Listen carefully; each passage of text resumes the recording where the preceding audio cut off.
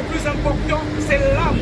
Où passeras-tu l'éternité de ton âme? Bien-aimé, quand tu meurs, comme il est dit dans la Bible, qu'il est réservé aux hommes de mourir une seule fois. Après vient le jugement.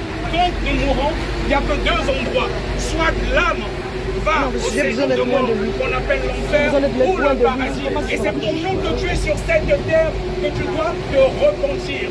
Et le Seigneur Jésus, quand il est venu sur cette terre, il a prêché un seul message, le message de la repentance. Il disait repentez-vous, car le royaume des cieux est proche. Et le Seigneur Jésus qui vient bientôt. Quand nous lisons la Bible, surtout dans le livre de Matthieu, on a parlé des guerres, on a parlé des tremblements de terre, on a parlé de la famine. Et quand nous voyons tout ce qui se passe au Proche-Orient, au Moyen-Orient, la guerre, la Palestine avec Israël, tout ce qui se passe en Russie avec l'Ukraine et tout ça, ce sont des signes qui préfigurent l'avènement du Seigneur Jésus. Et comme il est dit, cette génération ne passera pas. Bien-aimé, ne joue pas avec l'éternité de ton âme. Il peut arriver qu'aujourd'hui, qu'en sortant, que tu fasses par exemple un accident, si tu mourais, si tu n'étais pas prêt, tu ne seras pas sauvé. Bien-aimé, l'enfer c'est pour l'éternité. Le paradis aussi c'est pour l'éternité. Mais ne joue pas avec l'éternité de ton âme. Le Seigneur Jésus-Christ ne te juge pas. Il te dit tout simplement de te repentir. Que tu sois une prostituée,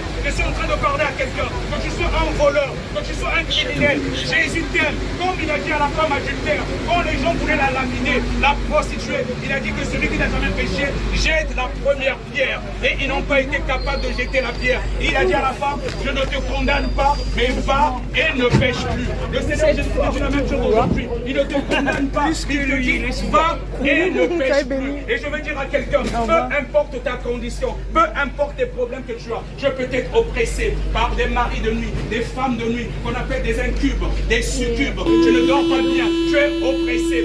Jésus t'aime. Cherche un véritable serviteur de Dieu qui va prier pour toi. Et tu vas voir que tous ces problèmes vont disparaître.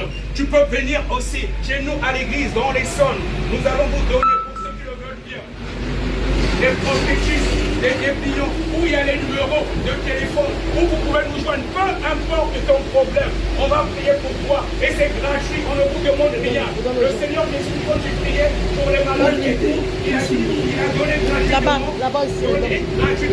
Les serviteurs de Dieu qui demandent l'argent, ce sont des commerçants. Un véritable serviteur de Dieu ne demande jamais l'argent. On va prier pour vous, peu importe votre cas. On va passer, on va distribuer. On va distribuer des prospectus si vous voulez bien, madame. Vous pouvez passer, vous pouvez même appeler, il y a les coordonnées. On va prier pour vous. Et on a aussi une veillée de prière et de délivrance le vendredi prochain de 22h à 6h du matin au niveau de l'église. C'est ouvert à tous et c'est cadeau. Et vous pouvez appeler si vous avez un problème, peu importe le problème, on va prier pour vous. Là, vous avez même les coordonnées là-dessus. Ça ne vous intéresse pas, c'est pas grave.